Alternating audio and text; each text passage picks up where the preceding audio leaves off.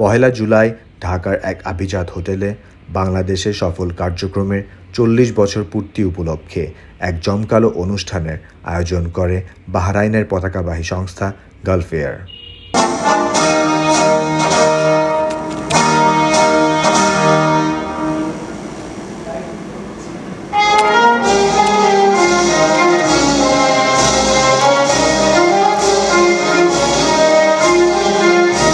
অনুষ্ঠানে উপস্থিত ছিলেন বাংলাদেশের Gulf এয়ারের country manager Isa Shah O airport manager Malek Hasan.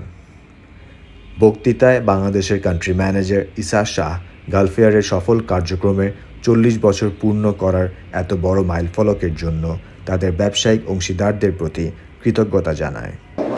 Ahlan wa sahlan, ladies and gentlemen, brothers and sisters. Today we are here together to celebrate the 40th anniversary of Gulf Air flying from to Bangladesh. We started the journey since July 1984. We are proud to give our welcome to you all of you tonight. We are honored to have you all with us, honored guests from Biman Civil Aviation, our business partner from both passenger and cargo.